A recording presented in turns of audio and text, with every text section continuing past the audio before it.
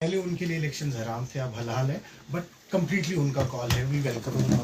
دیکھیے مجھے حیرانگی ہوتی ہے کہ نیشنل کانفرنس جموں کشمیر کو اپنی سلطنت سمجھتی ہے کہ یہ جو حرام حلال کا سلسلہ تو انہوں نے شروع کر دیا 1947 میں، جب مرحوم شیخ صاحب کو پہلے چیف ایڈمنسٹریٹو آفیسر بنایا گیا جموں کشمیر کا، اور پھر ہندوستان کے ساتھ جڑے تو تب حلال تھا الیکشن.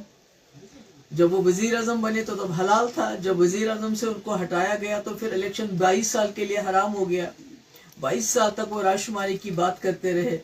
اس کے بعد 75 میں وزیر اعظم سے وزیر اعلیٰ بن گئے، پھر الیکشن حلال ہو گیا ان کے لیے. اور اس کے بعد 87 میں جب یہاں جماعت اسلامی اور دوسری جماعت اسلامی کوئی پہلی بار الیکشن نہیں لڑ رہی ہے، سید علی شاہ گیلانی صاحب مرحوم بہت پہلے سے الیکشن پروسیس کا حصہ تھے، مگر 87 میں حلال کو حرام کس نے بنایا ہے جماعت کے لیے الیکشن کو، یا دوسری جماعتوں کے لیے یا مف کے لیے. تو جب 87 میں نیشنل کانفرنس نے داندلیاں کی الیکشن میں، کیونکہ وہ نہیں چاہتے تھے کوئی تیسرا فورس سامنے آ جائے، کیونکہ کانگریس کو انہوں نے اپنے ساتھ ملایا.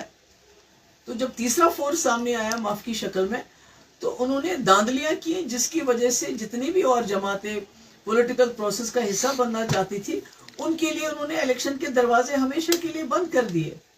اور تب سے یہ جو حلال حرام کا سلسلہ تو انہی کا شروع کیا گیا. 22 سال تو یہ لوگ الیکشن میں حصہ ہی نہیں لے رہے تھے، کہہ رہے تھے ہم نے رائے شماری کرانی ہے، ہم نے جموں کشمیر کو آزاد کرنا ہے، ہم نے پاکستان کے ساتھ جانا ہے، اور الیکشن لڑنا حرام ہے.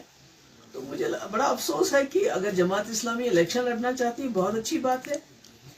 جمہوریت خیالات کی جنگ ہے اور اس میں جب جو چاہے آ سکتا ہے، اور ان کو میں تو سرکار سے یہ بھی کہتی ہوں ان کا بین ہٹایا جانا چاہیے. ان کے جتنے بھی انسٹیٹیوشنز ہیں، ایسٹس ہیں جو آپ نے فریز کیے ہیں، کنفسکیٹ کیے ہیں، ان کو ڈی فریز کیا کرنا چاہیے، ان کو واپس کرنا چاہیے.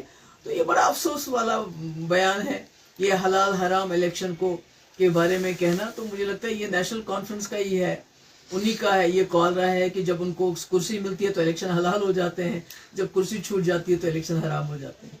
شکریہ.